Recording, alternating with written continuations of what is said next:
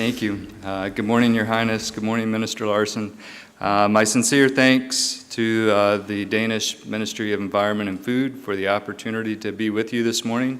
Also, greetings, dear colleagues, to share some opportunities and challenges that we see in a very diverse global food supply from the perspective of a food safety regulator. So I've been very informed and inspired by the presentations this morning. A lot of comments on the food supply chain. I'm a veterinarian by training, and I've spent most of my career working in food safety.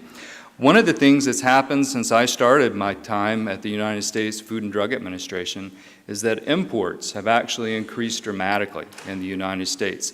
At this time, we import between 15 and 20% of our food supply in the U.S., and that includes 90% of our seafood, 50% of our fresh fruit, and 20% of our fresh vegetables. So this is an incredible opportunity for consumers in the United States. We have a very diverse and nutritious food supply that's available nearly year-round. From a regulator standpoint, this also presents some challenges. We see new hazards, we see old hazards in new places, and so we are faced with confronting some very significant shifts, but at the same time, recognize that there are a lot of opportunities for our consumers. So one of the things that's happening in the U.S. is that in the 2011, we passed the Food Safety Modernization Act, and we call it FSMA. The Food Safety Modernization Act actually represents the most sweeping overhaul of food safety laws in the U.S., essentially since they were written around the turn of the century. And what this does is it places a real focus on preventing foodborne illness. One of the things we'll talk about in this conference is the fact that foodborne illness is still a very significant challenge for us, and it's something that's preventable. And so in the U.S., under the Food Safety Modernization Act, we are shifting our focus to preventing food safety problems. We've gotten very good at responding to food safety problems. We'll continue to do that, but now under Food Safety Modernization Act, we're really focusing on preventing those problems. And what that means from a regulatory standpoint is that we want to provide a level playing field and provide a situation where the food industry can actually implement best practices across the board.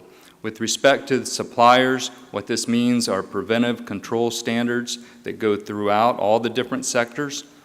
Previously, we've had these standards in place for specific commodities like seafood or juice, but now we're implementing these more broadly across all the different sectors in the food supply, as well as taking a new approach to imports. I mentioned how much imports have changed, and that's a reflection of the global supply chain.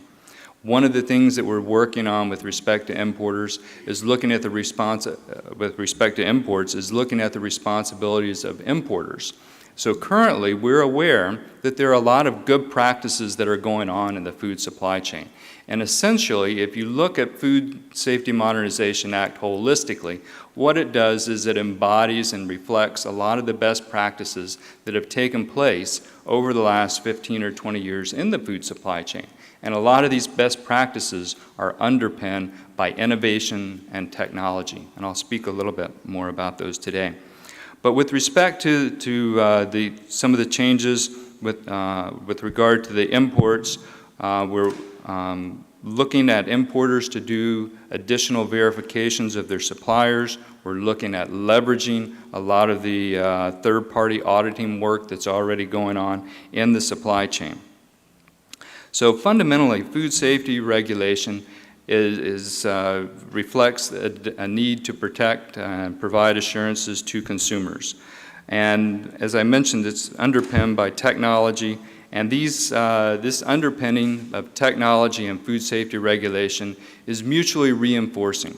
So as you have the regulation, it allows us to implement the technology and best practices, and that further reinforces the protection that we give to consumers. A couple of areas that I'd like to highlight today as in terms of talking about technology are whole genome sequencing and blockchain technology.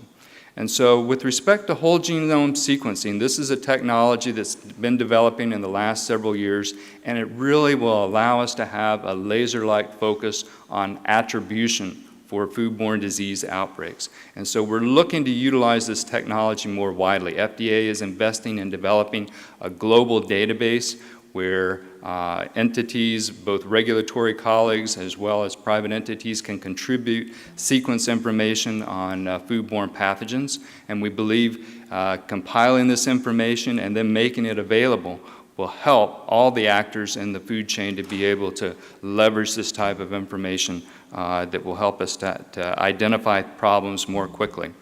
With respect to blockchain technology, one of the things about lengthening supply chains is you need to be able to preserve the integrity of the information shared from one supplier to another. And so blockchain technology is a technology that represents an incorruptible record that we can rely on and that suppliers can rely on. So this is another aspect in the future.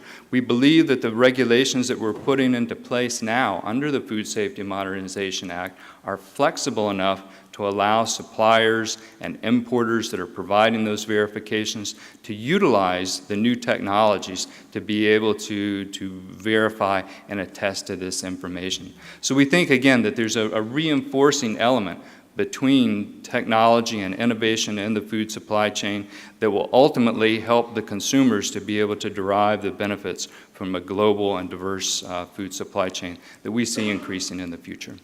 So with that, I'd like to thank you very much. Thanks again for the opportunity.